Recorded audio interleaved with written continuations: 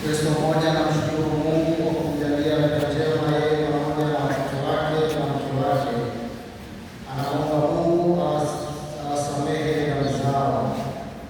Familia ya Didas Mtapigo wanamshukuru Mungu kwa neema na baraka tele anazojalia katika familia.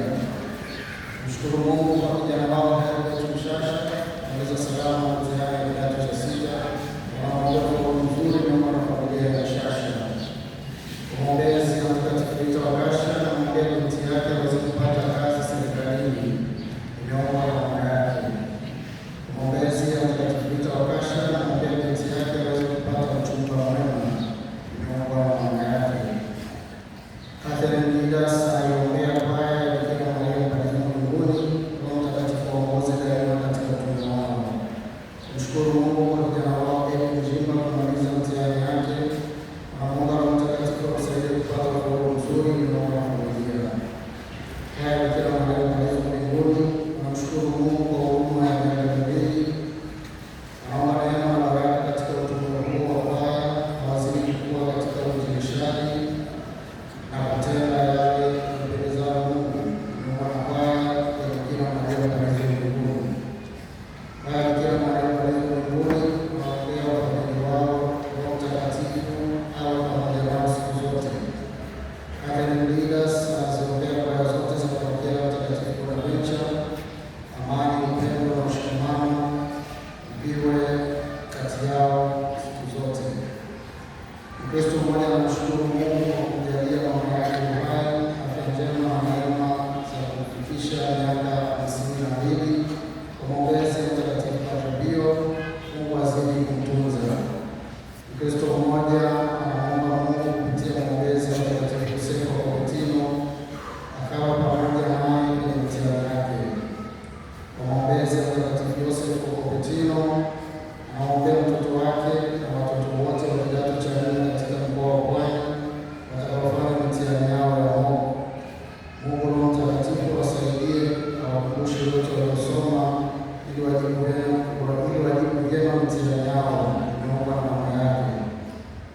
Mama mmoja anamwombea mtoto wake Janet Julius, Mungu amsaidie katika kipindi kigumu anachopitia, kukamatwa na maaskari kwa kosa ambalo hajafanya yeye. Mungu amsaidie aweze kuachiliwa huru. Familia ya Peter Mrema inaomba Mungu Roho Mtakatifu awashushie watoto wao paji la elimu, hasa kipindi hichi wanachotarajia kuanza mitihani yao ili waweze kufanya vizuri. Familia moja inamshukuru Mungu kwa baraka, neema na ulinzi wake katika maisha yao ya kila siku. Kuombea mapadre na walimu wote wa dini katika parokia yetu, kumwombezi wa Mama Bikira Maria waweze kutenda kazi ya kutulia kiroho bila kuchoka wala kukata tamaa. Kumshukuru Mungu kwa ajili ya watoto Alan, Priscilla, Dorin, Rachel pamoja na wanafunzi wote wa kidato cha 6 kumaliza mtihani salama, wanaombea ufaulu mzuri pamoja na Mkristo mmoja. Kumshukuru Mungu kwa mema yote anayojalia familia yake, anazidi kuomba ulinzi katika maisha ya kila siku imeomba na Maria. Kuombea safari ya hija wanayotarajia kuifanya, Mwenyezi Mungu aipe kibali na kuwalinda safarini, waepushe na ajali na maradhi yoyote, waende salama na warejee salama. Kumshukuru Mungu kwa kuongeza mwaka mwingine wa kuzaliwa, naomba Mungu ampe hekima katika malezi ya familia imeomba na Maria. Mkristo mmoja anamwombea mzaliwa wake wa kwanza na watoto wake wote ili wakombolewe kutoka katika vifungo vya shetani na matendo yote ya ibilisi. Kumshukuru Mungu kwa ajili ya binti yao Martha kumaliza salama mtihani wa kidato cha 6, wanaombea ufaulu mzuri kutoka na wazazi wake. Kumshukuru Mungu kwa zawadi ya uhai wa mdogo wao, anamwombea afya njema na ufaulu mzuri katika mtihani anayoendelea kufanya imeomba na Mkristo mmoja. Familia moja inamshukuru Mungu kwa mama kujifungua salama na kupata mtoto, wanaombea mtoto huyo awe na afya njema ya mwili na roho, pia waweze kumlea vizuri katika imani na amani. Familia moja inamshukuru Mungu kwa baba wa familia hiyo kuhamishwa kituo cha kazi kutoka Dar kwenda Tabora, wanaombea mafanikio katika kazi na ulinzi dhidi ya hatari zote za mwili na roho.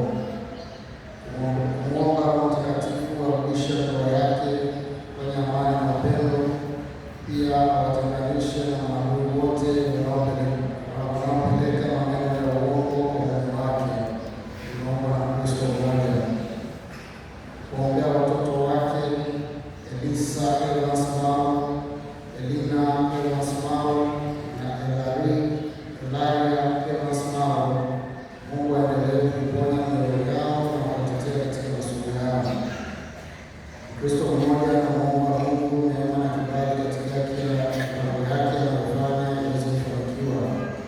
Kristo mmoja na Mungu apatie binti kumsaidia kazi nyumbani ambaye anahofu ya Mungu na atawatunza watoto wake kwa upendo. Kumwomba Roho Mtakatifu asimamie maandalizi yote ya binti yake anayeanza maisha ya ndoa inaomba na Kristo mmoja. Kumwomba Roho Mtakatifu awalinde na kuwasimamia watoto wake kwenye masomo na kazi zao inaomba na Kristo mmoja. Kuombea marehemu Joseph Babu, Dionisi Babu, Barnabas Melita, Salome Asikoi, Rosalia Barnabas, Menyaichi Goti, pamoja na marehemu wote wasio na waombezi inaomba na Kristo mmoja.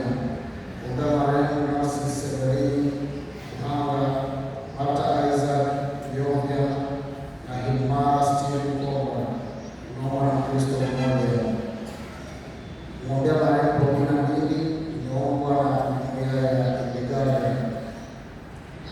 Kumwombea marehemu Chimba inaombwa na familia ya Chimba.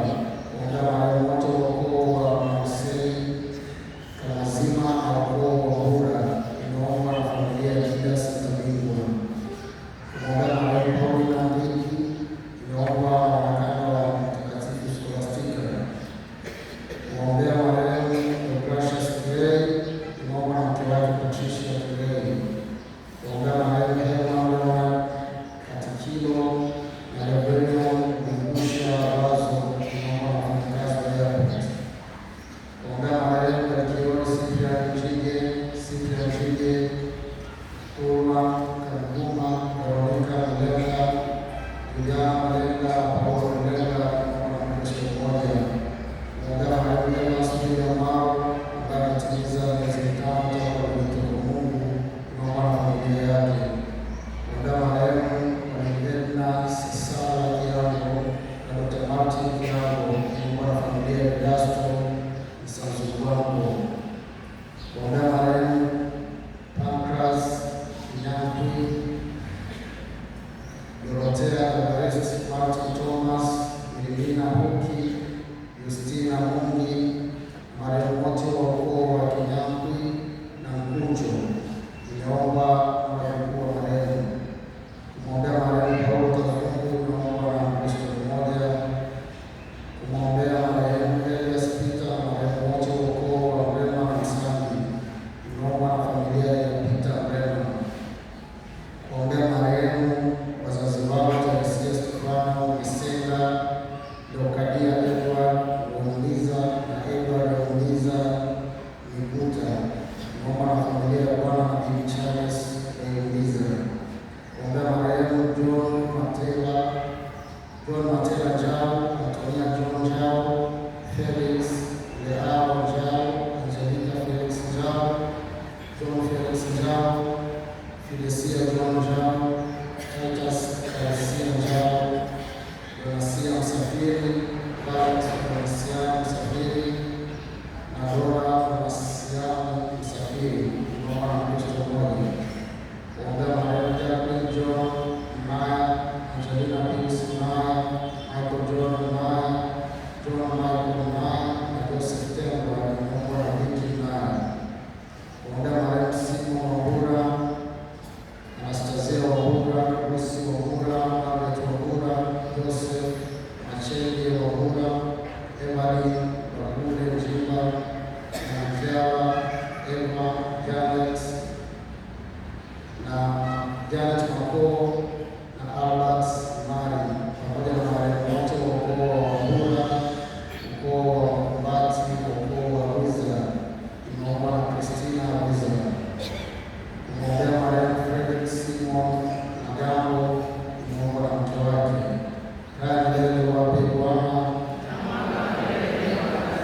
wapumzike kwa amani.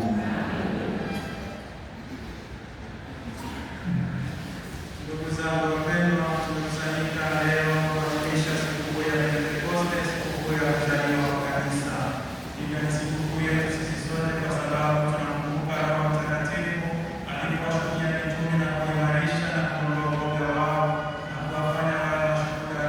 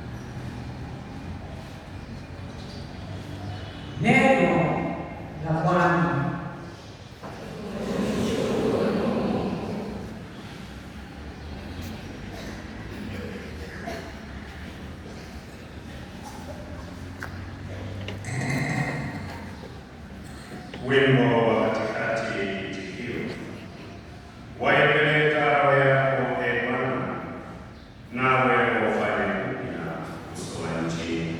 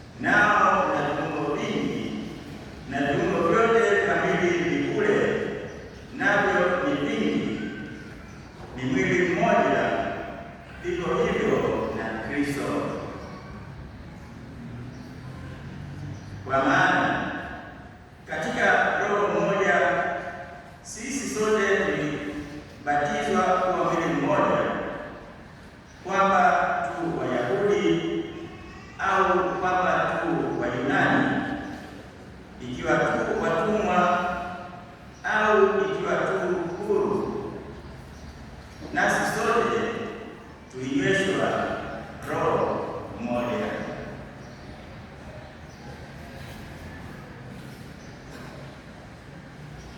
Neno la Bwana.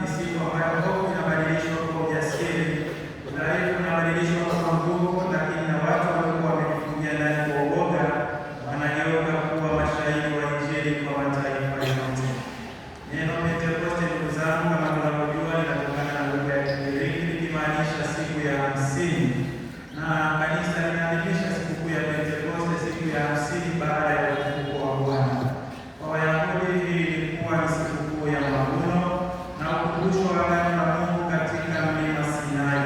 Lakini kwetu sisi wa Kristo, Pentekoste inachukua sura mpya na inakuwa ni siku ile Roho Mtakatifu alipowashukia mitume na kuwaimarisha na kuwatia nguvu katika kuhubiri Injili, na hapo inakuwa ndio mwanzo wa utume wa kanisa duniani. Ili kuelewa vizuri, ndugu zangu, ile ambacho tunakisherehekea siku ya leo, siku ya Pentekoste, tunapaswa kurudi nyuma katika kitabu kile cha Mwanzo sura ya 11 ambalo lilikuwa ni somo la jana, somo la kwanza katika misa ya mkesha, na pale tunapata lile simulizi la mnara wa Babeli. Huko tunamwona mwanadamu kwa kiburi chake na kwa majivuno yake na kwa ubinafsi wake akitaka kutafuta utukufu wake mwenyewe. Wanadamu walikuwa wanazungumza lugha moja, walikuwa wanaweza kutembea pamoja, wanatumia vibaya nafasi yao hiyo waliopewa na Mungu na wanaamua kujenga mnara ambao wanataka ufike mbinguni. Kwa maneno mengine, tunaweza kusema wanadamu hawa walitaka kufikia Mungu pasipo Mungu mwenyewe. Matokeo yake wanadamu hao walijikuta kwamba wanashindwa kuelewana, wakajikuta kwamba wanashindwa kutimiza lile azimio lao, kwa sababu lilikuwa halijajengwa juu ya msingi wa Mungu, lilikuwa limejengwa tu katika msingi wa kibinadamu. Katika somo la kwanza tumesikia kutoka kitabu kile cha Matendo ya Mitume, mitume waliokuwa wamekusanyika pamoja wakisali katika kile chumba, na ghafla sauti kama upepo mkali ikasikika, ndimi za moto zikawashukia na wote wakajazwa Roho Mtakatifu. Tukio hilo linaonyesha wazi kwamba kanisa halikuzaliwa kwa nguvu za kibinadamu, bali kwa nguvu za Mungu mwenyewe. Kanisa halijazaliwa kwa nguvu ya kibinadamu. Kanisa limezaliwa kwa nguvu ya Mungu mwenyewe, na Mungu mwenyewe ndiye anayeongoza kanisa kupitia Roho Mtakatifu. Mitume walikuwa ni watu wa kawaida sana, watu wenye hofu na udhaifu kama mimi na wewe, lakini walipopokea Roho Mtakatifu wakageuka kuwa watu wapya wenye ujasiri wa kuhubiri Injili hata mbele ya mateso na mauti. Hapo ndipo tunaona tofauti mkubwa kati ya Babeli na Pentekoste. Katika Babeli lugha zilivunjika na watu walitawanyika, lakini katika Pentekoste kila mtu anasikia habari njema kwa lugha yake mwenyewe. Katika Babeli kiburi kilileta mgawanyiko, lakini katika Pentekoste Roho Mtakatifu analeta umoja. Katika Babeli watu walijenga mnara ili wajitukuze wenyewe, lakini katika Pentekoste watu wanamtukuza Mungu, na hivyo Pentekoste inakuwa ni uponyaji wa kile kilichoharibiwa na Babeli. Kwa maneno mengine, tunaweza kusema kwamba Pentekoste ni uponyaji wa roho zetu na ni nafasi ya kumwacha Roho Mtakatifu atuongoze, ili basi yote tunayoyafanya yapate kibali machoni pa Mungu na yawe kwa ajili ya sifa na utukufu wa jina lake. Ndugu wapendwa, hata leo tunaona Babeli katika maisha yetu. Tukijitafakari vizuri, tutaona bado kuna Babeli ambao unaendelea katika maisha yetu. Mfano, tunaona ndoa zinazovunjika, watu wanasahau na kuacha kuishi ile agano takatifu walilowekea Mungu na mbele ya kanisa. Tunaona wizi, tunaona rushwa, tunaona uonevu, tunaona mauaji, watu wanang'ang'ania dhambi, tunaona watu wakijaribu kutetea uongo badala ya kusimamia ukweli. Hayo yote ni mambo ya Babeli, kwa sababu yanataka kumtukuza mwanadamu na kumwacha Mungu, na daima mambo hayo hayawezi kufanikiwa. Matokeo yake mambo haya yataleta vurugu, mambo haya yataleta mgawanyiko, mambo haya yataleta mauti. Lakini Roho Mtakatifu anayekuja kwetu siku hii ya Pentekoste anakuja kwa ajili ya kuponya migawanyiko hiyo na mapungufu hayo ya binadamu. Yeye ndiye Roho wa umoja, Roho wa haki, Roho wa upendo na Roho wa amani. Pale ambapo Roho Mtakatifu yupo, watu wanajifunza daima kusameheana, kutendeana haki, kutembea pamoja, kusaidiana, kusameheana na kuoneana huruma. Katika Injili ya Yohana tumesikia Yesu akiwaambia wanafunzi wake waliokuwa wamejifungia kwa hofu, na anasimama katikati yao akiwaambia, amani fanye nini? Iwe kwenu. Yesu anawaletea cha kwanza kabisa anachowaletea wanafunzi wake baada ya ufufuko ni tunda la amani. Anawaambia amani iwe kwenu. Kama tunavyojua wanafunzi hawa walikuwa wana hofu, wakiangalia yote yaliyopata Yesu, waliona sasa na sisi ambao tulikuwa na wanafunzi wake na Yesu amekufa, wakawa na hofu kwamba na wao pengine watapitia yale yale ambayo alipitia kiongozi wao Bwana wetu Yesu Kristo. Hivyo Yesu kwa kutambua hofu yao na kutambua mahangaiko yao, cha kwanza anachowapatia baada ya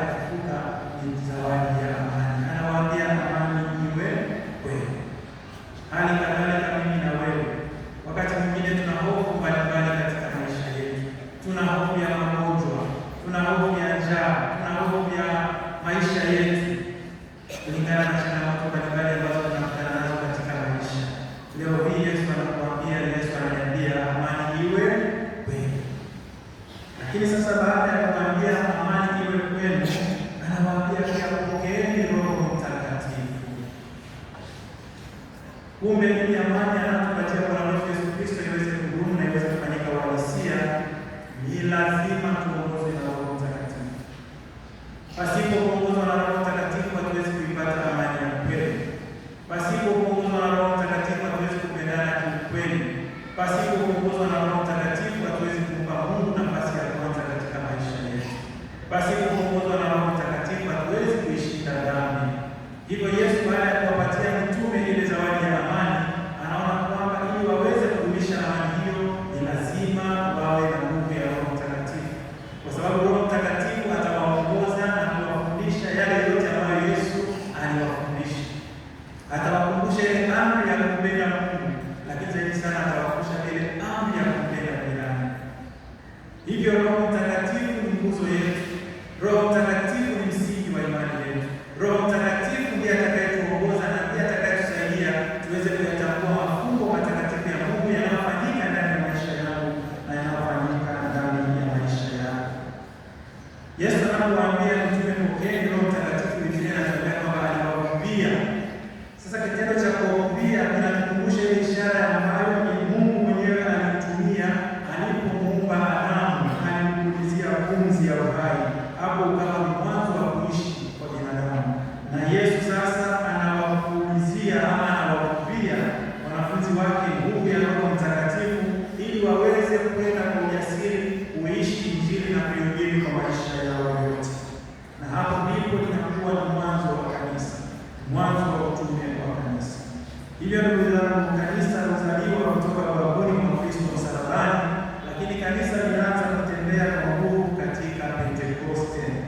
Ndiyo maana Pentekoste huitwa siku ya kuzaliwa kwa kanisa.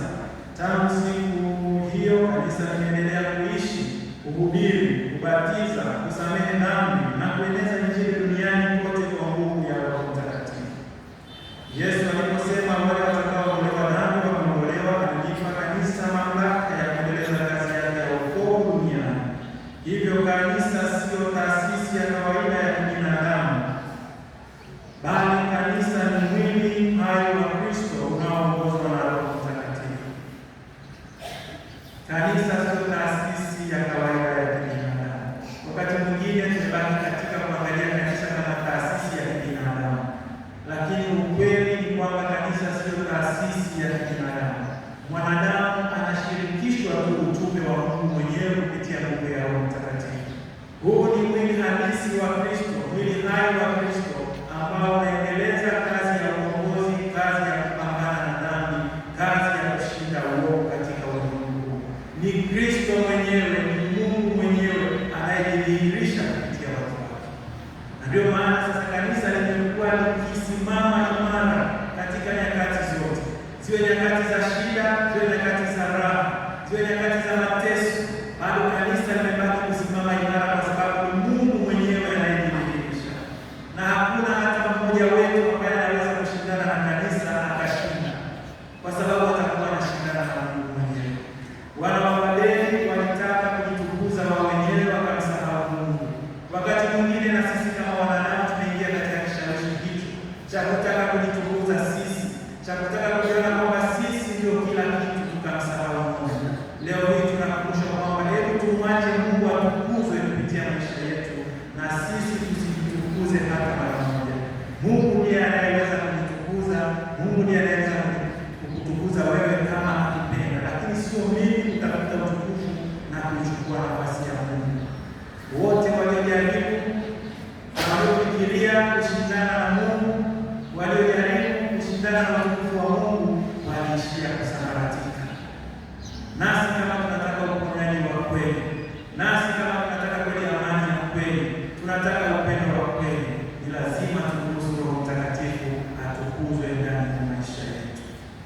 Katika somo la pili, Mtume Paulo anatukumbusha kwamba hakuna mtu awezaye kusema Yesu ni Bwana isipokuwa kwa nguvu ya Roho Mtakatifu. Hata sisi kuikiri imani yetu ni lazima tuongozwe na Roho Mtakatifu.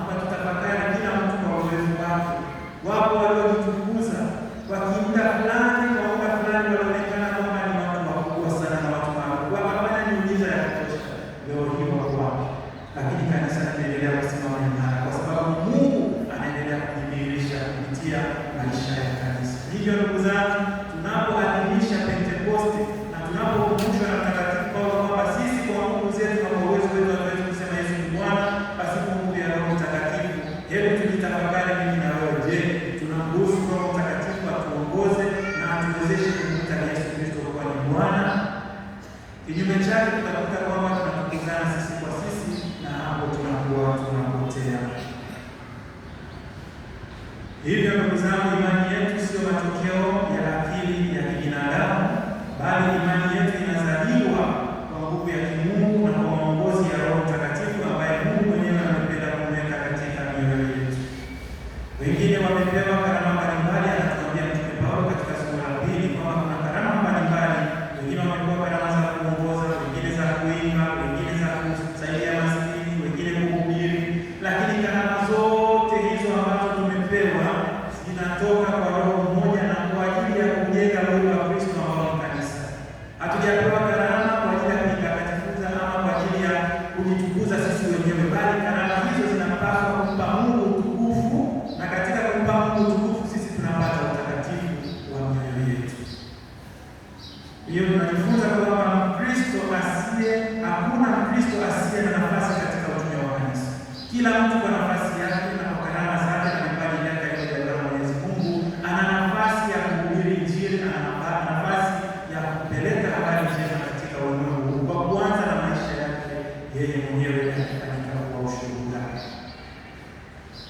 Hivyo ndugu zangu, tunaitwa na tunaalikwa tuweze kushiriki katika kuuisha na katika kuruhusu Roho Mtakatifu aendelee kufanya kazi katika maisha yetu, ili maisha yetu yaendelee kufanyika kwa ushuhuda, lakini kwa kufanya hivyo tuweze kumhubiri Kristo ambaye tunamwamini.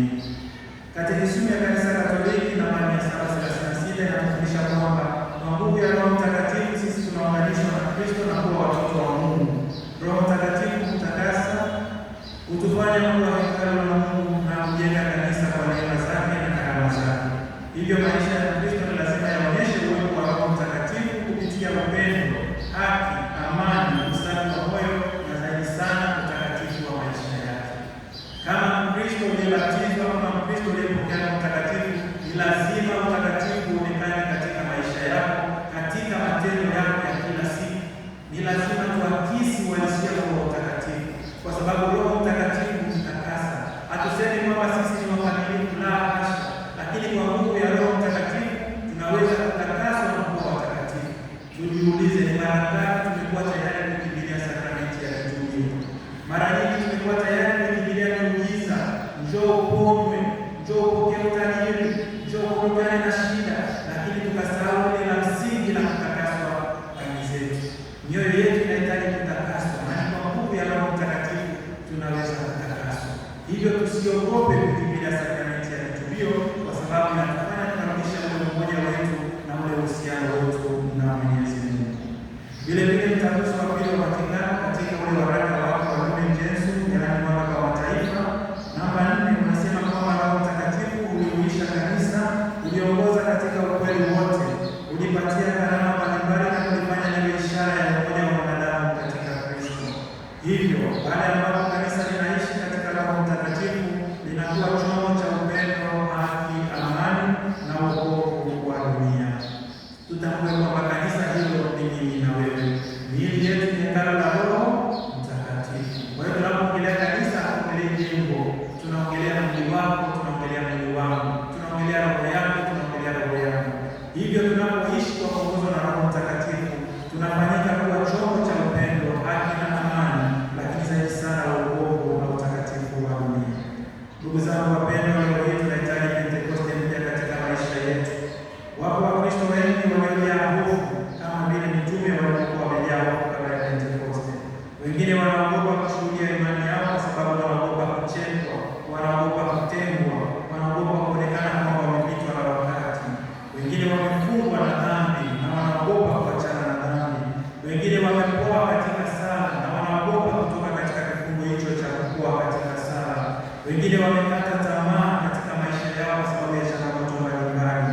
Wengine wanashindwa hata kumtolea Mwenyezi Mungu muda wao, kumtolea Mwenyezi Mungu nguvu zao, kumtolea Mwenyezi Mungu mali zao, zaka na sadaka mbalimbali kwa ajili ya kuhubiri Injili.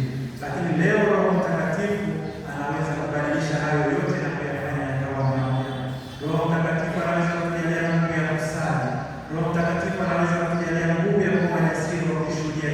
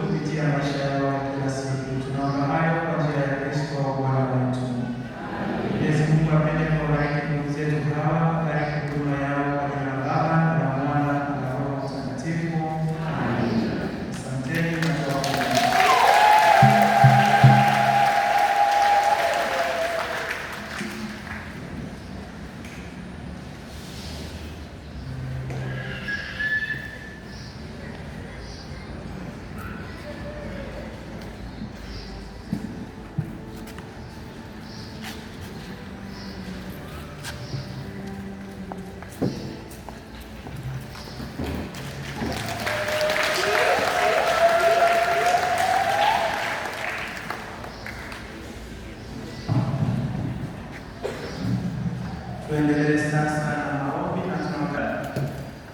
Umemtuma Roho wako, umemtuma Roho wako kuujaza ulimwengu kwa upendo wako. Utuunganishe wanadamu wote katika pendo lako, ili tuunde ulimwengu wa haki na amani. Geuza chuki iwe upendo, huzuni iwe furaha, na mashaka yawe matumaini. Ee Bwana,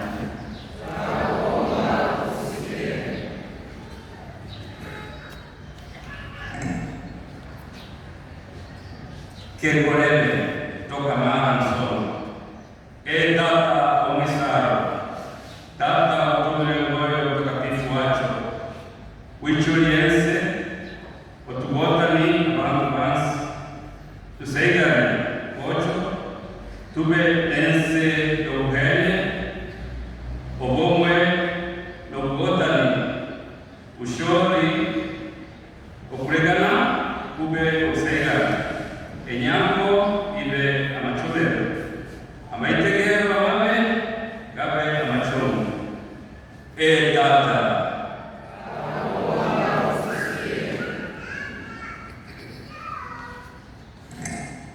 Kwa lugha ya Kiafrika kutoka Sumbawanga. Ee Mungu Tata, walituma wamweko wako kuijaza Isioni kwa rugano wako. Tuunganishe abantu bose mu rugano wako, pakuti tupange ya haki ni utele bindulanya wifu berugano usungu ube nsangalalo amashaka gabe kuisa ludulo. Ee Mwene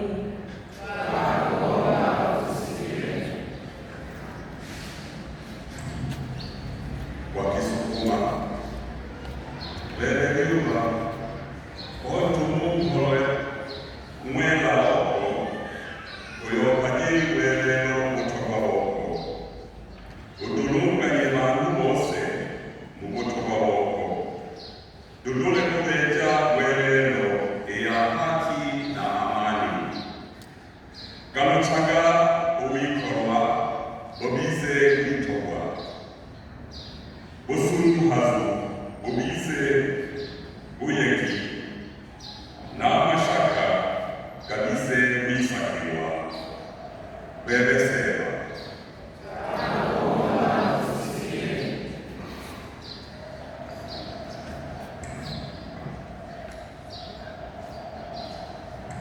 Kwa lugha ya Kihaya, waitu mukama Mungu okatuma Moyo Mtakatifu kwijuza ensiyo na engonzi zawe okwatanise abantu bona omungonzi zawe tubase kugira ensi enyengonzi n'emirembe oyindule enobi ebengonzi amajune gabebyera obushoberwa bube bwegumisiriza waitilugaba ntukushaga otuulile.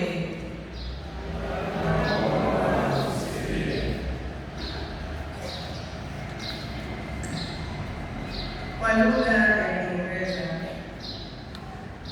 O God, our Father, you have sent the Holy Spirit to fill the world with your love, to unite all of us in your love, so that we may build a world of justice and peace.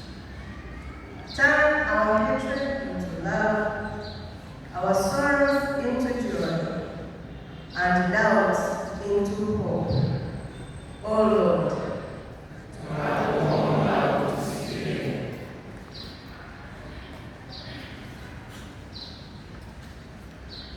Kwa lugha ya Kilangi.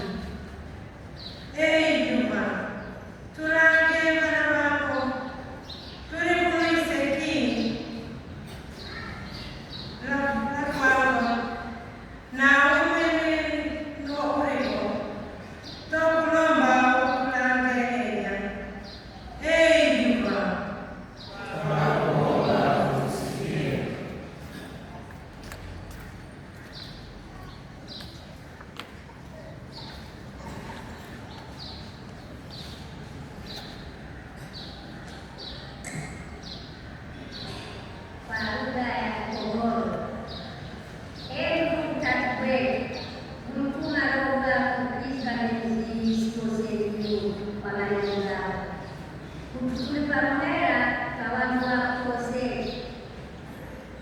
tuina maneno, tuina siku, tuina lisikosei imeni hadi maneno na matoda tasizimini bwee kabisa ujarambuni rusumu na kupalala iwe maneno na vihovu viwe tulitumu kwa wema Mungu wetu Baba. Tatu wetu ema